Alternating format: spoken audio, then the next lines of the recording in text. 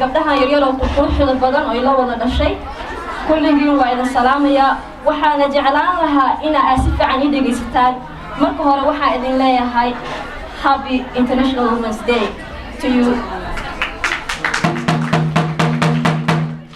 Okay, aniga waxaa horta ka imaaday markii hore Mandera halkaas baan kusoo barbaaray waxaan u malaynayaa Mandera ayaa in ku jiro. Oh, thank you all. Okay. Aniga markii igu horeysay waxaa la yiri hodmanay af Soomaaliga soo qorbaan oo inamada u sharax oo maxaa dhihi la waxa qabatid iyo sida aad ku soo gaartay waxa aad ku shaqeyso inamada u sharax baa lagu yiraahday waxaana meesha u taaganahay idinka dartiin gabdhihiina yaryar marka waa inaad si fiican ii dhageysataan waxa aan meeshan kaga hadlayana waa inaad wax kala baxdaan taas baa horta marka hore in ka codsanaya soo dhagaha si fiican iigu fura xilligeygii markii aan dugsiga sare aan dhiganayay oo soo dhawaaday inaan dugsiga sare aan dhameeyo waxa aan ku horta wax from Mandera Olympia and my girls qofkii yaqaan baa yaqaana okay waxaan ku fikiray inaan sameysto maxaan dhihi lahaa aan ku fikiro markaas bay wax iga imaatay hami ah inaan ku shaqeysto oo macna way igu jirtay inaan wax qabsanayo marka xataa marka iskuulka I think waxaan school prefect baan soo noqday maxaan dhihi lahaa waxyaabo maaragta I don't know qofku igu jirtaa qofku markuu rabo inuu wax noqdo waa qofku horta wax ku jira wayaan isaga soo aniga way igu jirtay inaan wax qabsado inaan business sameysto ama wax professional aan ku shaqeysto way igu jirtay marka waxa dhacday maxaa dhihi lahaa markii aan soo dhawaaday xogaa dugsigii sare inuu ii dhamaan rabo ayaa waxaan iri stepfatherkayga iyo hooyadayba la noolaa waxa ay ku fikiray ay ahayd dhinkaba waxaa ku dhacay sikoro wax la yiraahdo maxaa hooyadayda ka qabay ina ku dhiba ma aan rabin maadaama waxbarashadeedii iga bixinayay waxaan damcay inta kale taqaana aniga dhamaystirto waa jamcad kulli ina aniga dhamaystirto balse isaga aan ku qasbin aan dib u keenin maadaama ilmihii kale tan ay badan yihiin waxaan jeclaystay ina aniga soo saaro oo aniga aan wax qabsado okay waxaa dhacday xilligii shaqadeedii shaqaale aan soo noqday waxaan ka bilaabay xafiis ku yaalo Islii ku yaalo ba waxaan ka bilaabay inaan shaqaale ka noqdo travel agencies inaan ka shaqeeyo markii ugu horeysay okay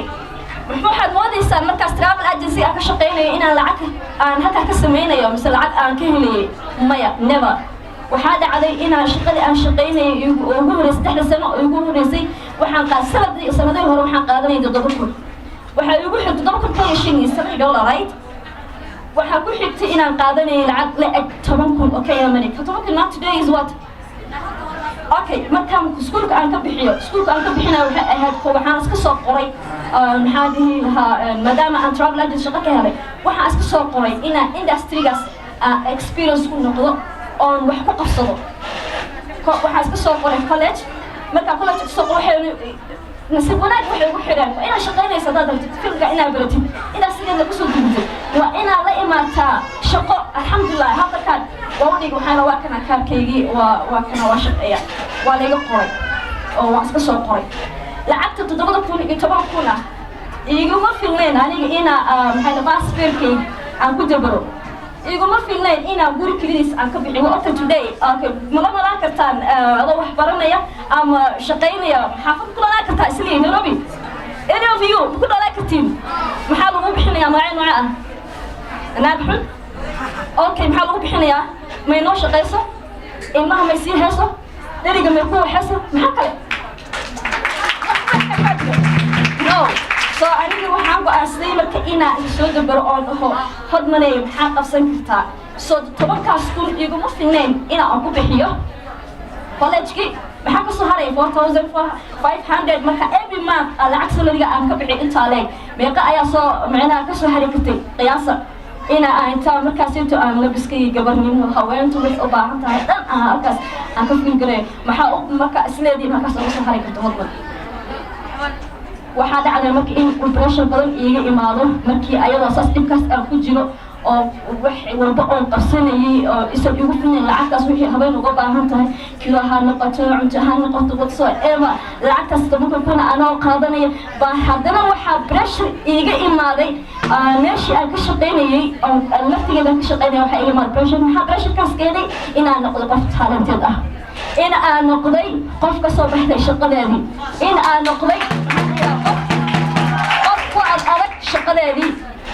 waxaa dhacday inaan meesha aan ka shaqaynaya aan stress kala kulmo waxaan go'aansaday in aan markaasintu aan gadaal usoo dhaco oo hodmanay maxaa qabsan kartaa xilliga dhaqanka marka waxaa dhacday dhaqan ahaan waxaa jirta horta gabadha markay shaqaysanayso waa inay heshaan wax saacideeya ama ay maxaan dhihi qabsanayso ma aan helin midda koowaad midda labaad familkii qaraabada xumo kala kulmi jiray ka shaqada markaa ka soo laabto ama meelaha ama ugu arkaan because ma yaqaanaan they don't know me right okay waxaa dhacday hooyadii markaas iga fogeyd waxyaaba aan fiicnaan baa loo geyn jiray